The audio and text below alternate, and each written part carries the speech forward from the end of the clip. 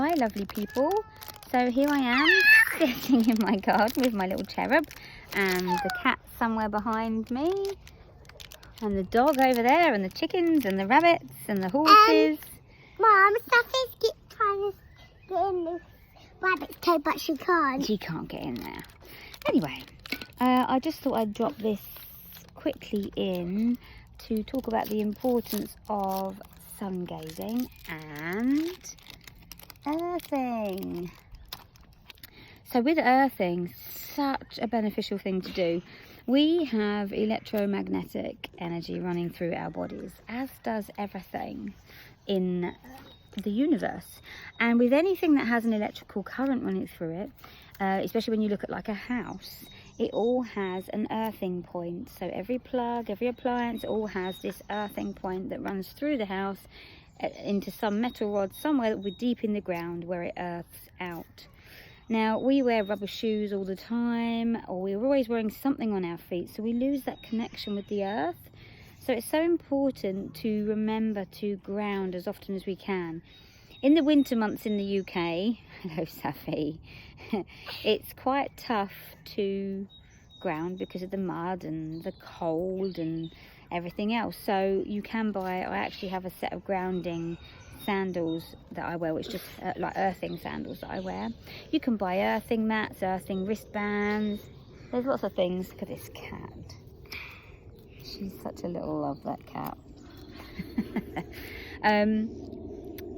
But obviously nothing beats actually being out there barefoot on the ground, feeling the earth and the messages that we receive from her through the chakras in the feet, and just allowing our energy to sink down into her as well, and just grounding.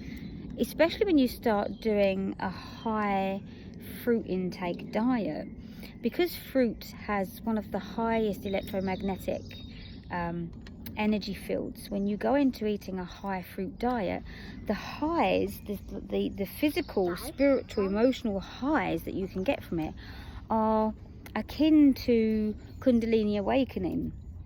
And so earthing becomes quite important because it helps to ground that energy into the body and ground you back into the earth.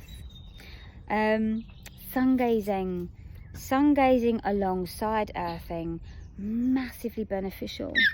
When we gaze at the sun, or as I like to call it, the heavenly fire, thank you, the heavenly fire, when we allow the rays of the sun to penetrate the skin, and this is the front and the back of us. A lot of people will just take sun gazing as, you know, gazing with your eyes slightly closed at the sun, letting it hit the pineal, etc. But when you allow the sun to penetrate the front and the back, so I always make sure that I sun gaze, but I also turn around and I drop my head and I let the sun hit the whole of the back of my spine, my neck, the back of my neck, my head, everywhere. And for me, I've been receiving recently downloads about this, and it's to do with how when the sun, this heavenly fire, when it penetrates through the skin and into the cells of the body, it is very, very revitalizing, energizing, activating, rebalancing on all the cells in the body. Now, when you look at the teachings of Dr. Morse, he keeps things very simple, and he basically says the body is just a mass of cells, over 100 trillion cells. And then, so we have 100 trillion cells and two main fluids, which is the blood, and then we have the lymph, the lipid lymph-based fluid. That's keeping it very simple. You know, when you look at the internal organs, the heart is a bunch of cells, the liver is a bunch of cells, the skin is a bunch of cells. So everything, when we take it simply, is broken down to the fact that we're a bunch of cells with two fluids. So when you think that this sun, the rays of the sun penetrate through the cells of the skin and into the body, we start to realize how important the heavenly fire is, and allowing it to penetrate the skin of the body. What you find is when you're sun gazing at the front, you know, you're going to hit the main chakras, you're going to hit the lymph system, you're going to hit pineal, you're going to hit the thyroid, the thymus, you know, all of the main endocrine system, glands, cells. When you gaze from the back, you're going to get into like the medulla, the hypothalamus, the thalamus, you know, and all the chakras down the back. All the main neurolymphatic drainage centers are down either side of the spine. So you're reaping huge benefits with bringing the body back into some form of homeostasis.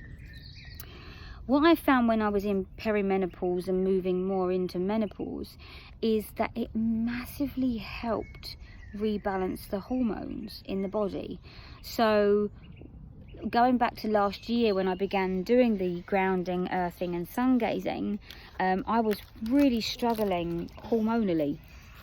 And what I found was, this was going back into sort of like July, August time. And what I found was that actually by doing the sun gazing and the earthing... Mummy, tell the people about the badgers. I will tell the people about the badgers in a minute, but I'm just doing a little thing.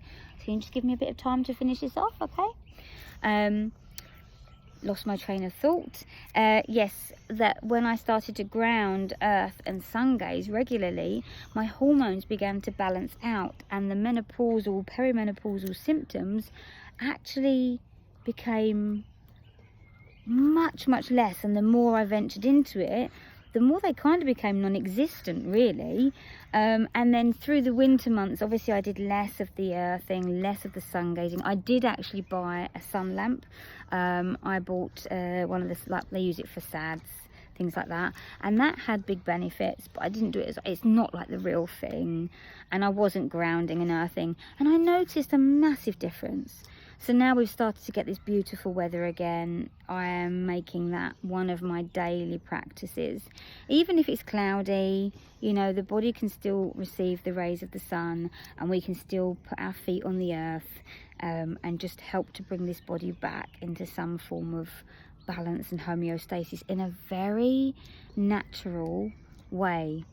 And this for me is a huge thing on this journey, this pathway to radical wellness, is to do things in the most natural way that we can. It's like rewilding.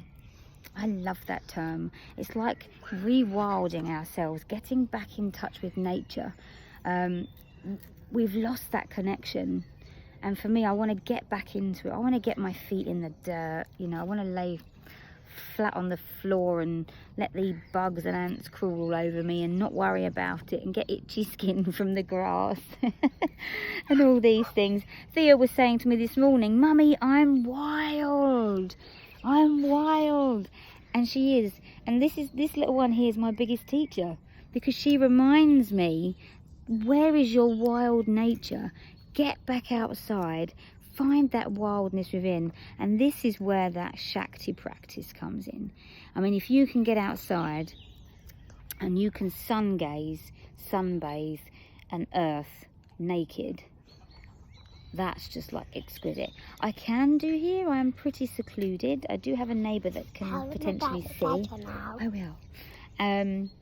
But I can potentially find myself a little secluded spot. I may even invest in some like willow panels, you know, like natural willow panels, and just make myself a little secluded spot somewhere where I can actually do that, because I think that'd be really beneficial to actually do it completely naked.